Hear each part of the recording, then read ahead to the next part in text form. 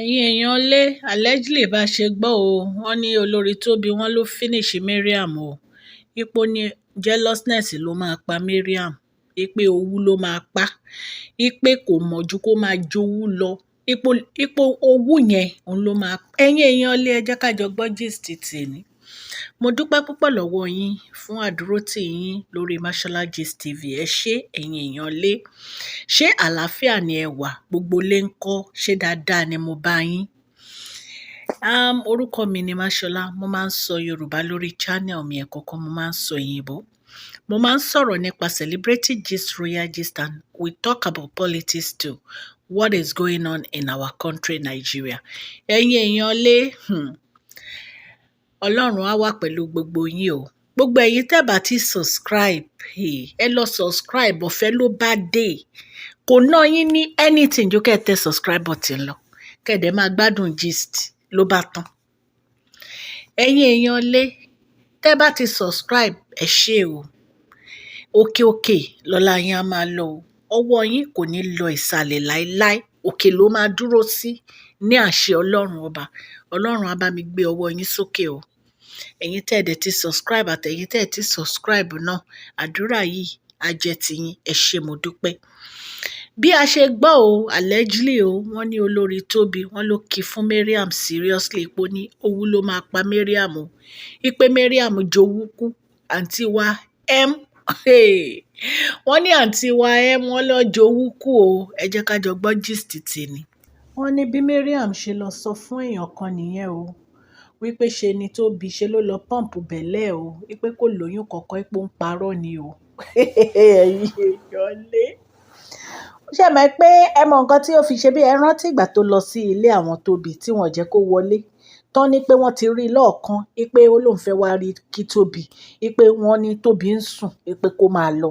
Ipò ní ẹ̀kan mú un lọ sí bedroom Tóbi. Ọlọ́run ló yọ Tóbi. A mọ nǹkan tó fẹ́ wá ṣe nílé wọn, bọ̀ Ọlọ́run gbàkóso tó jẹ́ pé Tóbi ò yọjú sí i. Bóyá àtìgbà yẹn ló ti ní Tóbi sínú. Wọ́n ló lọ rojọ́ Tóbi pé ó pọ̀ǹpù inú ẹ̀ ni. Wípé torí ẹ̀ nínú ẹ̀ fi wú. Pé kò sọ ọmọ kankan nínú ẹ̀. Ẹ̀yin èèyàn lé. Ṣé mọ̀ pé àwọn èèyàn ń sọ pé ó lóyún but I don't know because èmi ò rí picture recently. So mi ò dẹ̀ lè sọ fún yín nǹkan tí mi rí. So but wọ́n ní àwọn èèyàn kan gbé pé ó lóyún but tó bá yẹ pé lóòótọ́ ló lóyún, congratulations o. Torí a gbọ́ recently pé kábíyèsí ra mọ́tò fún bóyá nítorí ó lóyún ni. But I cannot say until I confirm it. So wọ́n ní bí Mariam ṣe lọ ń rojú ẹ̀ nìyẹn, ipò pọ́ǹpù inú ẹ̀ ni o. Ipe kò sí ọmọ kankan nínú Tóbi o. Ipe ó pọ́ǹpù inú ẹ̀ ni kó fi wú. Ẹ̀yin èèyàn lé. Ṣé èèyàn tún máa ń pọ́ǹpù náà ni? Mi ò gbọ́ rí ẹnu Mariam láti gbọ́. Wọ́n ní Tóbi ní kí ló dé tó yẹ pé inú ẹ̀ ò kí ń dùn sí nǹkan rẹ̀. Kí ló dé tó yẹ pé tó bá ti rí èèyàn tó ń ṣe dáadáa báyìí inú ẹ̀ máa ń bàjẹ́ ni. Wípé gbogbo inú Mariam jealousness àti ọ̀rọ̀ burúkú ló wà nínú ẹ̀. Ó ní tí èèyàn bá ti ń ṣe nǹkan rere báyìí, ó nínú máa ń bí Mariam ni.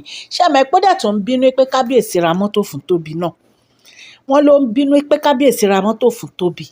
Ó ní Mariam ò nífẹ̀ẹ́ nínú palace yẹn, anybody ò nífẹ̀ẹ́. Ó ní gbogbo àwọn tó wà nínú palace yẹn. Ó ní ọjọ́ tí Mariam bá kúrò nínú palace yẹn, allegedly ni o. Ó ní gbogbo wọn máa gbàjọ́ ni. Wọ́n ní gbogbo wọn máa gbàjọ́ ni lọ́jọ́ tó bá kúrò nínú palace. Wọ́n ní Tóbi ní ọ̀rọ̀ Mariam ti sùn. Ipe kó stay away from her. Ipe ọ̀rọ̀ ẹ̀ irritate òun. Ipe lọ ń rojọ́, ipe òun blow inú, ipe òun ò lóyún. Ẹ dẹ̀ mọ̀ pé ẹni tó lọ sọ fún wọn ti sọ fún Tóbi. Ipe lọ ń sọ̀rọ̀ lẹ́yìn. Ipe ṣóhun àti àwọn jọ ń ṣọ̀rẹ́ ni. Ipe oníkálukú mọ̀ rẹ̀. Ipe jẹ́jẹ́ òun ló ń lọ. Ipe kí wá ló dé tó yẹ pé ẹjọ́ ẹlẹ́jọ́ ló máa rò. Pé bó ṣe rojọ́ Queen Naomi títí nìyẹn. Ipe ṣán fi ṣe ni ṣán fẹjọ́ ẹlẹ́jọ́ ṣe ni. Wọ́n ní nǹkan tó sọ yẹn ó dùn Tóbi gan ni. Báwo lèèyàn ṣe máa lanu tó máa ní pé wọ́n lọ blow inú ẹ̀ ní pé kì í ṣe polóyún? Ṣé ọ̀rọ̀ nìyẹn? Lójú ẹ̀mí ẹ̀ Tóbi àròrè àsọ̀rí tó bá jẹ́ pé ó lóyún o. Ṣé mọ̀ pé mo sọ fún yín pé èmi ò mọ̀ bóyá ó lóyún.